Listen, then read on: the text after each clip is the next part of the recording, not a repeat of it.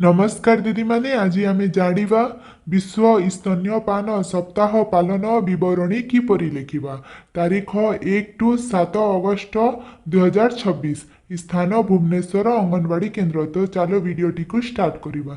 विश्व स्तन्यपान सप्ताह 2026 तारीख 1/8/2026 स्थान भुवनेश्वर अंगनवाड़ी केन्द्र।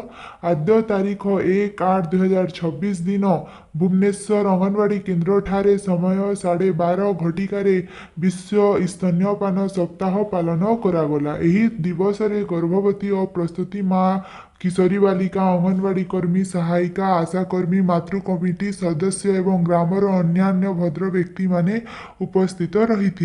एही विश्व स्तन्यपान सप्ताहर विषय है जीवनर स्थायी आरंभ पाई स्तन्यपान सफल पदक्षेप गुड़िकु आहुरी सुदृढ़ करिबा।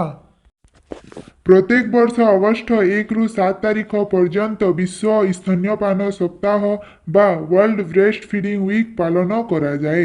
शिशुर जीवन को एक सुदृढ़ और स्थायी भित्तिभूमि प्रदान करिबारे माँ और क्षीरर भूमिका अतुलनीय। एही परिप्रेक्षी रे पूर्वरु चालिथिबा सफल पदक्षेप गुड़िकु ग्रामांचल रे आहुरी मजबूत करिबा पई सर्वसम्मति क्रमे निम्नलिखित संकल्प गुड़िक ग्रहण करागला। 1 सुदृढ़ संकल्प जन्मर प्रथम घंटा सफल स्तन्यपानर प्रथम पदक्षेप स्वरूप प्रत्येक शिशु जन्म हेबार 1 घंटा मध्य जेपरी मार प्रथम गाढ़ हलदिया क्षीर पाई पारिबो ताहाकु 100% निश्चित कराजिबो।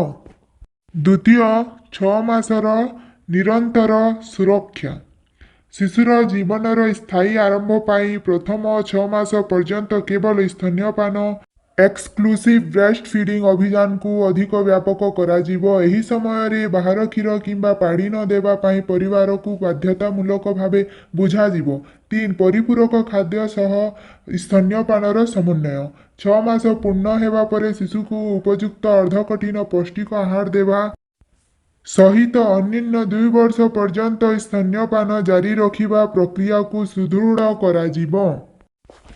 4 परिवार और समाजर सहयोग स्तन्यपान केवल जड़े मार दायित्व नुहे, माँ को मानसिक और शारीरिक सहयोग जगाई देबा पाई परिवारर अन्य सदस्य यथा स्वामी और सासू मानंकु सचेतन करा जाई एही पदक्षेप को आहुरी मजबूत कराजिबो।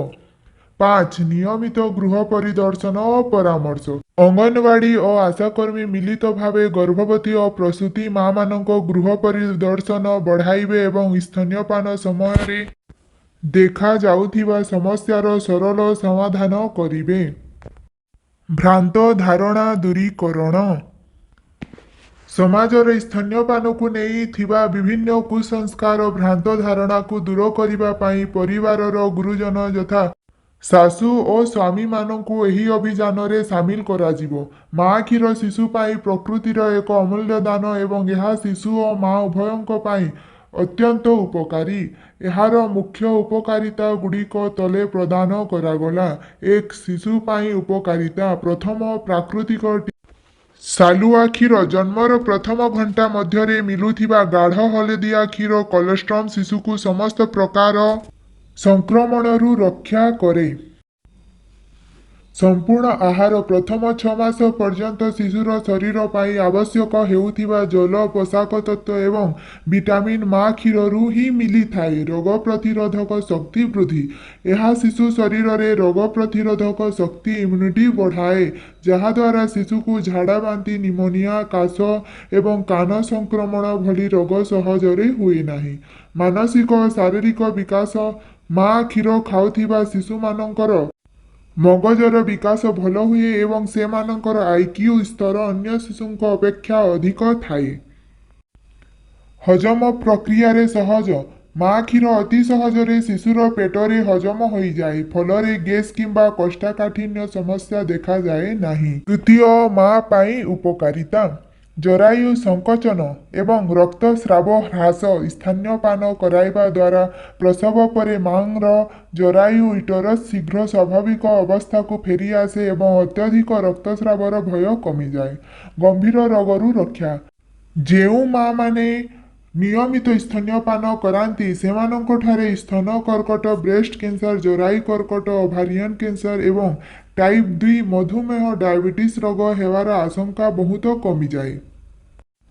ଓଜନ ନିୟନ୍ତ୍ରଣ ଗର୍ଭାବସ୍ଥାରେ ବଢ଼ିଥିବା ମାର ଅତିରିକ୍ତ ଓଜନ ଏବଂ ଚର୍ବିକୁ ଶୀଘ୍ର କମାଇବାରେ ସ୍ତନ୍ୟପାନ ସାହାଯ୍ୟ କରେ।